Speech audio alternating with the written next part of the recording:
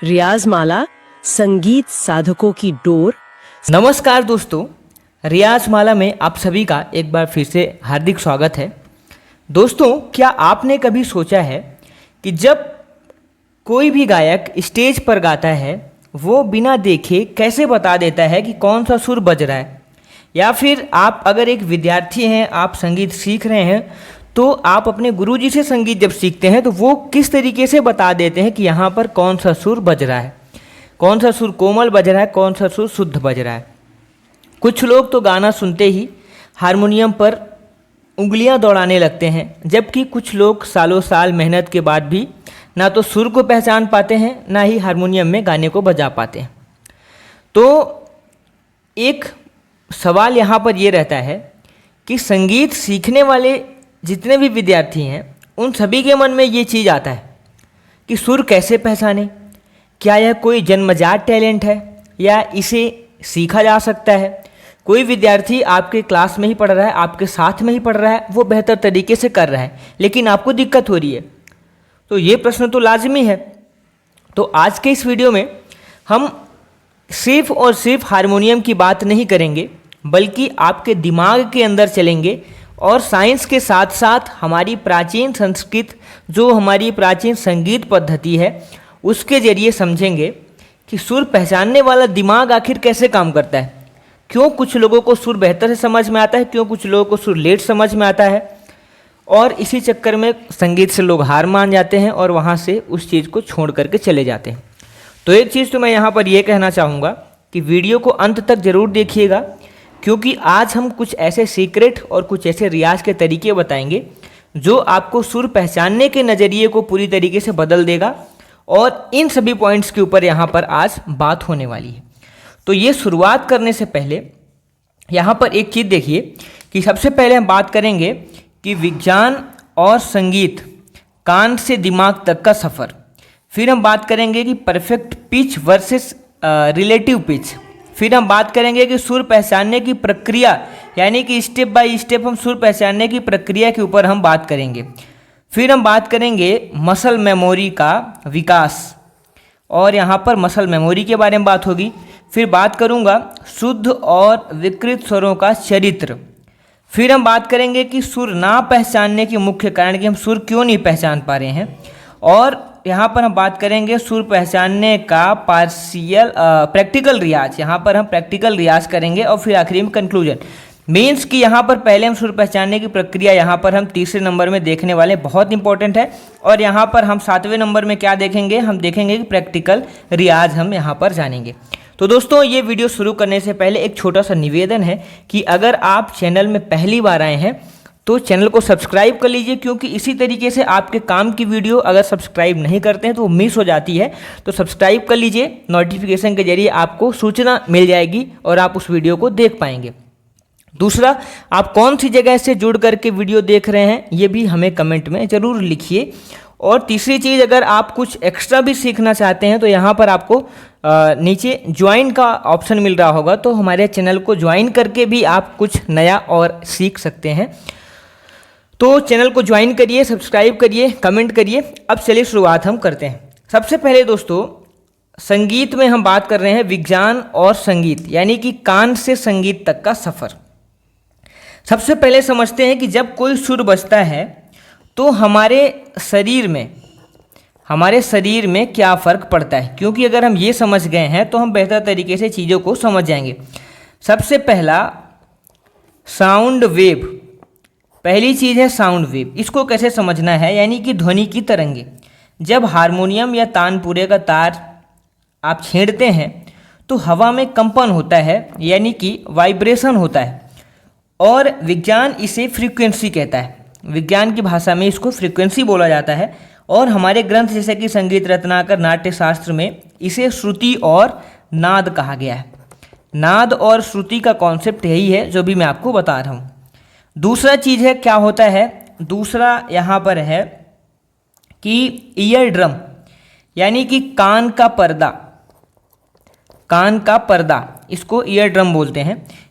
जब आपने कोई सुर छेड़ा तो वाइब्रेशन हुआ, यह कंपन जो है वो हमारे कानों के पर्दों से टकराता है इसके बाद, और हमारे कान के अंदर जो मौजूद कोक्लिया होता है, यानी कि एक घोंघे के आकार का अंग होता है, इसको हम कोक्लिया बोलते हैं, कोक्लिया।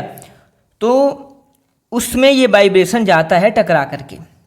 तीसरा क्या होता है, तीसरा काम होता है यहाँ पर दिमाग का प्रोसेस, माइंड का यहाँ पर प्रोसेस होता है। दिमाग क्या सोचता है, यहाँ से सिग्नल जो है वो सीधे हमारे दिमाग में जाता है और दिमाग के ऑडिटरी कॉर्टेक्स में जाता है। यहाँ आपका दिमाग एक सुपर कंप्यूटर की तरह काम करता है, तुरंत उस आवाज़ की फ्रीक्वेंसी को मापता है और आपको सिग्नल देता है। तब आप समझ जाते हैं क्या बज रहा है, सा बज रहा है, रे बज रहा है, कौन सी ध्वनि आप सुन रहे हैं। ये आपके शरीर के अंदर पहले ये चीज़ होती है। आपको एक उदाहरण से मैं समझाने की कोशिश करता हूँ कि मान लीजिए कि आप एक भीड़ वाले बाजार में हैं, अचानक कोई पीछे से आपका नाम पुकारता है, आप बिना देखे बता देते हैं कि वो आवाज़ आपके भाई की है, आपके दोस्त की है, आपके घर के किस सदस्य की है। कैसे? क्योंकि आपके दिमाग ने उस आवाज़ की फ्रीक्वेंसी को अपनी मेमोरी में सेव करके रखा है। तो सुरों के साथ भी बिल्कुल यही होता है। सा की आवाज़ आपके दिमाग का एक दोस्त बन जानी चाहिए। अब चलते हैं अगले पॉइंट की तरफ कि परफेक्ट पिच, यानी कि absolute pitch versus relative pitch. यहाँ पर सुर पहचानने के दो तरीके होते हैं। एक तो हमारा पहला तरीका है परफेक्ट पिच, परफेक्ट पिच हमारा, और जो दूसरा तरीका है वो तरीका है रिलेटिव पिच। ये दूसरा है रिलेटिव पिच। अब इन दो तरीकों से हम सुर को पहचानते हैं। पहला परफेक्ट पिच, यानी कि इसको किस तरीके से आप बोलते हैं, जन्मजात क्षमता इसको आप बोल सकते हैं। समझने के लिए मैं आपको बता रहा हूँ। दुनिया में कुछ लोग ही ऐसे होते हैं जो कि किसी भी आवाज़, जैसे कि कार का हॉर्न या फिर बर्तन गिरने की आवाज़ को सुन करके बता सकते हैं कि कौन सा नोट है, सी में बजा है, सी शार्प में बजा है या डी में बजा है। अक्सर बचपन से ये विकसित होता है। दूसरा रिलेटिव पिच, यानी कि मेहनत करके जो सीखी गई है। हम और आप जैसे ज़्यादातर जो संगीतकार हैं इसी का इस्तेमाल करते हैं। इसमें हम एक बेस सुर को आधार मान करके, किसी भी बेस सुर को हम आधार मानते हैं, जैसे कि सा, तो हम बेस सुर को आधार मान करके बाकी सुरों का अंदाज़ा लगाते हैं। अगर आपको सा पता है तो आप गा और पा की दूरी को महसूस करके आप माप लेंगे। लेकिन ये कब होगा, जब आप अनुभवी हो जाएंगे, जब आप प्रैक्टिस कर लेंगे, मेहनत कर लेंगे तब। एक उदाहरण से आपको यहाँ पर मैं समझाने की कोशिश करता हूँ इस चीज़ को भी। परफेक्ट पिच ऐसे होता है जैसे आप किसी को देख करके उसकी सटीक लंबाई बता दें कि ये व्यक्ति 5 फुट 8 इंच का है, या ये व्यक्ति 5 फुट 4 इंच का है, या ये व्यक्ति 4 फुट 2 इंच का है। लेकिन रिलेटिव पिच ऐसा है कि आप एक 6 फुट के व्यक्ति को खड़ा करें और फिर कहें चूँकि यह 6 फुट का है इसलिए इसके बगल वाला व्यक्ति 5 फुट 5 इंच का होना चाहिए। संगीत में हमें रिलेटिव पिच को ही मजबूत करना होता है। ये चीज़ मैं आशा करता हूँ कि आपको समझ में आ गई होगी। अगले पॉइंट की तरफ चलते हैं, सुर पहचानने की प्रक्रिया, किस तरीके से हम सुर को पहचानते हैं। ये हमारा सबसे अहम सवाल है कि सुरों को पहचानने के लिए दिमाग को, माइंड को कैसे ट्रेन करना है, और इसके लिए आपको एक प्रूवन और स्टेप बाय स्टेप मैं तरीका बताता हूँ। पहला, तानपुरा के साथ सा की साधना। सा की साधना किसके साथ? तानपुरे के साथ। इसको समझिएगा कि आपका सा जो है एक घर है। दिमाग तभी सुर पहचानेगा जब उसे पता होगा कि हमारा घर कहाँ है। सा को क्या समझना है, सा हमारा घर है। अब कहीं भी हमें जाना है सा में आना है पहले, उसके बाद हमें कहीं जाना है, लौट करके भी सा में आना है। तानपुरा पर लगातार आपको सा का अभ्यास करना है। टेक्निक क्या है कि आंख बंद करें, गहरी सांस लें, यहाँ बहुत ज़रूरी है ताकि आवाज़ ना कांपे, और अपने वोकल कॉर्ड्स के वाइब्रेशन को तानपुरे की आवाज़ के साथ पूरी तरीके से ब्लेंड करें। पहला, आप जब ऐसा करते हैं तो दिमाग उस फ्रिक्वेंसी का एक न्यूरल मैप बना लेता है। न्यूरल मैप बनाता है तो ये आपके लिए काफ़ी हेल्पफुल होता है। कैसे? सा पा लगाया हमने, और यहाँ पर आपको केवल आंख बंद करना है, सांस भरनी है, फिर बोलना है सा।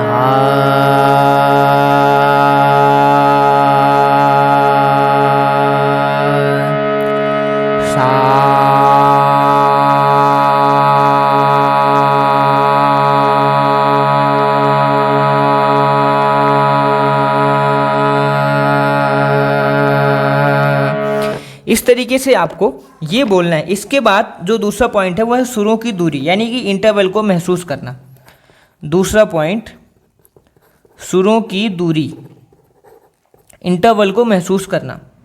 सा के बाद सीधे पा या सा के बाद आप गा को गाने का अभ्यास करें, इसे हम स्वर संगति कहते हैं। जैसे कि आप सा गा रहे हैं, सा के बाद कोशिश करें कि आप सीधे गा में जाएं, रे में ना जाएं। आप गा के बाद सीधे पा में जाएं, मा में ना जाएं। इससे आपको स्वरों के बीच की जो दूरी है वो आपको समझ में आएगी। पहले दिन नहीं होगा, लेकिन जब आप लगातार करेंगे तो आपको काफ़ी फ़ायदा इसका मिलेगा। जैसे आप अपने घर से ऑफिस का रास्ता आपको याद है कि 2 गली बाद लेफ्ट जाना है, वैसे ही दिमाग को याद होना चाहिए कि सा से गा तक जाने के लिए वोकल कॉर्ड को कितना स्ट्रेच करना है। तीसरा पॉइंट है कि मसल मेमोरी का विकास। ये अगला पॉइंट है हमारा। सुर जो है वो सिर्फ कान से नहीं बल्कि हमारे गले से भी पहचाने जाते हैं। ये चीज़ को आप ध्यान में रखिएगा। जब आप सही सुर लगाते हैं तो गले की मांसपेशियों में एक खास तरह का खिंचाव होता है। एक चीज़ यहाँ पर मैं आपको बताता हूँ कि जब आप ऊंचे सुर यानी कि ता सप्तक पर जाते हैं तो वाइब्रेटो और सांस के नियंत्रण के सुर को टिकाना पड़ता है। आपका दिमाग गले की इस पोजीशन को याद कर लेता है। तो इस तरीके से मसल मेमोरी का काम होता है। इसके बाद जो हमारा अगला पॉइंट है कि शुद्ध और विकृत स्वरों का चरित्र। सबसे पहले हर सुर का अपना एक भाव होता है, इमोशन होता है। जैसे कि अगर मान लीजिए कि रे हमारा कोमल लगता है तो कोमल रे उदासी का, या अगर उदास हूँ या फिर करुणा का, इसके भावना को प्रकट करता है। अगर हमारा जो गा है वो गा अगर हमारा शुद्ध लग रहा है तो ये हमें खुशी देता है और शांति देता है। इसी तरीके से अगर तीव्र मा लग रहा है तो तीव्र मा हमें क्या करता है, ये हमें बेचैनी देता है। ऐसा लगता है कि बेचैनी हो रही है या फिर सवाल पूछने जैसा यहाँ पर भाव उत्पन्न होता है।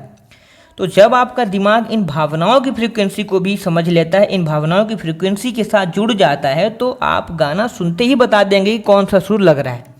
तो इमोशंस का भी बहुत बड़ा खेल है। अब सुर ना पहचानने के प्रमुख कारण कौन से हैं, इनके ऊपर बात कर लेते हैं। पहला कारण है कि सिर्फ गाना, सुनना नहीं। अगर ये कमी है हम में, अगर हम सुनते नहीं हैं तो फिर सुर पहचानने की दिक्कत होती है।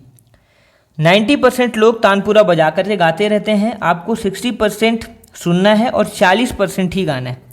60% केवल सुनना है, 40% आपको गाना है। जब दिमाग सुर की इमेज दिमाग में बन जाएगी तो उसे वो पहचान भी लेगा। हारमोनियम पर निर्भरता। दूसरा है कि अगर आप हारमोनियम पर निर्भर हैं तो यहाँ से भी काम आपका गड़बड़ हो जाता है। अगर आप हमेशा उंगलियां देख करके गाते हैं तो आपका दिमाग जो है वो ध्वनि से ज़्यादा आँखों पर निर्भर हो जाता है। इसलिए हमें आँखों पर निर्भर नहीं, हमें ध्वनि पर निर्भर होना है। जैसे कि हम घर की आवाज़ पहचान लेते हैं लोगों की, उसी तरीके से। गले में जकड़न, तीसरा ये भी कारण है कि गले में अगर जकड़न है तो भी आपको दिक्कत होती है। अगर आप सही सांस का इस्तेमाल नहीं कर रहे हैं तो आप सुर तक नहीं पहुँच पाएंगे, लेकिन उसे होल्ड भी नहीं कर पाएंगे, जिससे दिमाग कंफ्यूज हो जाएगा। तो कि अगर आप किसी चीज़ के ऊपर रुक नहीं सकते हैं तो दिमाग को भी वहाँ पर थोड़ा सा समझने में काफ़ी समय लगेगा। तो यहाँ पर आप कुछ प्राकृतिक चीज़ों का इस्तेमाल कर सकते हैं ताकि आपकी जो जकड़न है गले की, वो जकड़न दूर हो जाए। जैसे कि मुलेठी या फिर पान के पत्ते का आप उपयोग कर सकते हैं, तो ये आपके लिए बेहतर रहेगा। अब सुर को पहचानने का जो हमने बताया था कि प्रैक्टिकल रियाज की बात करूँगा कि 3 ऐसे एक्सरसाइज में भी आपको दे रहा हूँ। 3 एक्सरसाइज, ये 3 एक्सरसाइज को आज अपने रियाज में शामिल करें। पहला, द ब्लाइंड फोल्ड टेस्ट। ये सब मैंने नाम बनाया हुआ है, द ब्लाइंड। अब इसको समझाता हूँ। The blindfold test. पहली चीज़ क्या करना है, आंख बंद करना है, हारमोनियम पर कोई भी एक रैंडम बटन दबा लेनी, कोई भी बटन। पहले उसे ध्यान से सुने, फिर अपने गले से उस आवाज़ को मैच करने की कोशिश करें। मैच होने के बाद आँख खोल करके देखें कि वो कौन सा सुर था। ये पहला पॉइंट है। इसको प्रैक्टिकल करके बताने की ज़रूरत अगर होगी, हालांकि मैंने बता दिया है, जैसे कि हारमोनियम पर कोई भी रैंडम आप सुर लगा लेते हैं, कोई भी सुर, जैसे कि हमने यहाँ पर माँ लगा लिया है, और पहले आप उसके साथ आवाज़ मिलाना है, फिर बटन आप आँख खोल करके देखेंगे कौन सा सुर बज रहा था। ये आपको काम करना है। इसके बाद जो दूसरा है कि सा का ध्यान, सा का ध्यान, इसको समझिएगा कि रोज़ सुबह 15 मिनट तानपुरे पर सिर्फ सा को सुने, अपने दिमाग को उस फ्रीक्वेंसी में नहाने दें। इसे प्राचीन ग्रंथों में नाद उपासना कहा गया है। तीसरा जो एक्सरसाइज है, तीसरा एक्सरसाइज है कि गानों की डिकोडिंग। गानों की डिकोडिंग, गानों की डिकोडिंग का मतलब है कि जब भी कोई बॉलीवुड गाना या भजन सुने तो मन में उसके सुर निकालने की कोशिश करें। जैसे कि कोई भी गाना सुने, मैली चादर ओढ़ के कैसे, या फिर ऐसी लागी लगन, या फिर जो भी गाना है, तो गाना सुनते ही दिमाग को सोचने दें कि उसमें कौन से सुर कोमल लग रहे हैं, कौन से सुर शुद्ध लग रहे हैं। तो दोस्तों, सुर पहचानना कोई एक जादू नहीं है, यह एक साइंस है और ये विज्ञान का खेल है। मसल मेमोरी और लगातार सही तरीके से किए गए रियाज का कॉम्बिनेशन है। आपका दिमाग एक खाली स्लेट की तरह है, आप उसे तानपुरे और श्रुतियों के जितने रंग दिखाएंगे वो उतने ही जल्दी सुरों की तस्वीर बना लेगा। शुरुआत में इसमें समय लग सकता है, निराश मत होइए, अपनी आवाज़ और अपने कानों पर भरोसा रखिए। अगर आप हमारे बताए गए इन पॉइंट्स को अपने डेली रियाज में शामिल करते हैं तो आपको कुछ ही समय बाद आपको इसका बेहतरीन से बेहतरीन रिजल्ट यहाँ पर मिलेगा। आप खुद गाना निकालने लगेंगे, खुद आपको सुर समझ में आने लगेगा। अगर आपको ये वीडियो मददगार लगा हो तो रियाज माला को सब्सक्राइब करना बिल्कुल ना भूलें। इस वीडियो को अपने दोस्तों के साथ शेयर करना बिल्कुल ना भूलें, और संगीत अगर सीख रहे हैं तो दोस्तों के साथ भी शेयर करिए। आपको रियाज में कौन सी दिक्कतें आ रही है हमें कमेंट में बताइए, हम उस पर भी एक डिटेल वीडियो बनाएंगे। तब तक के लिए गाते रहिए, मुस्कुराते रहिए और रियाज करिए। चैनल को सब्सक्राइब कर लीजिए, चैनल को ज्वाइन कर लीजिए, और कौन सी जगह से वीडियो को देख रहे हैं ये भी हमें कमेंट में ज़रूर बताइएगा। मिलते हैं अगले वीडियो में। धन्यवाद, थैंक्स फॉर वॉचिंग।